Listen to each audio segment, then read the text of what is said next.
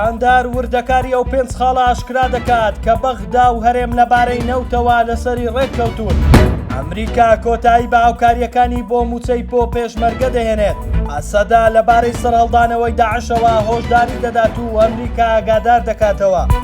باگوێرەی زانیاریەکان بەغدا و هەرێمی کوردستان لەبارەی دەستپێکردنەوەی هەناردەی نەوتوو کێشەکانی نێوانیان لەسەر کۆنووسێکی پێنج خاڵی ڕێککەوتون.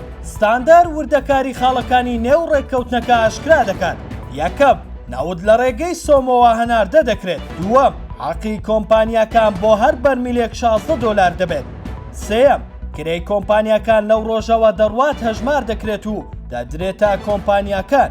چوارەم، هەرێم ڕۆژانە 50,000 بەرمیل نەود لە ناوخۆ بەکاردەهێنێت. پێنجەم، لە داهاتە فیدراڵیەکان 50% بۆ عێراق دەنێردرێت لە بەرامبەردا عێراق موچەی مانگانە بۆ موچەخۆرانی هەرێم دەنێرێت.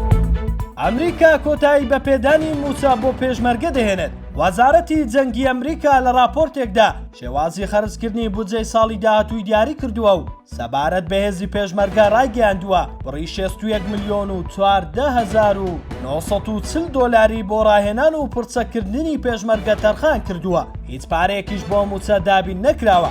لە کاتێکدا پێشتر مانگانە بڕە پارەیەک وەک هاوکاری بۆ لیوە هاوبەشەکانی پێشمەرگە دابین دەکراو بەشێکی سەرەکی بوو لە یارمەتیەکانی ئەمریکا بۆ هێزی پێشمەرگە. بڕینی هاوکاری بۆ هێزەکانی پێشمەرگە لە کاتێکدایە حیزبەکانی دەسەڵات لارێم شکستیان لە یەخستنی پێشمەرگە هێناوە. لە راپۆرتەکەی وەزارەتی جەنگی ئەمریکاوەش هاتووە نابێت هیچ هاوکاریەک بچێت بۆ هێزە حیزبیەکانی دەرەوەی وەزارەتی پێشمەرگە. فەرماندەی گشتی هێزەکانی سووریای دیموکرات هۆشداری دەدات لە دووبارە سەرهەڵدانەوەی داعش و دەستپێکردنەوەی هێرشەکانیان و دەڵێت لە دوای ڕوخانی ڕژێمی سووریاوە 153 هێرشیان ئەنجام داوە.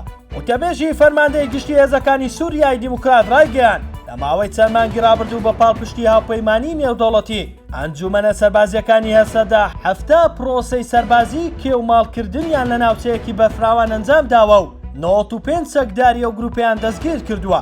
ژمارەیەکی بەرچاویشیان لێکوشتون و دەستیان بەسەر بڕێکی زۆر چەک و تەقەمەنی و بەڵگەنامەدا گرتووە. لە ئەنجامی ئەو ئۆپراسیۆنانەشدا 30 شەروان بریندار بوونە و 12 شەروان و 6 هاوڵاتی شەهید بوونە.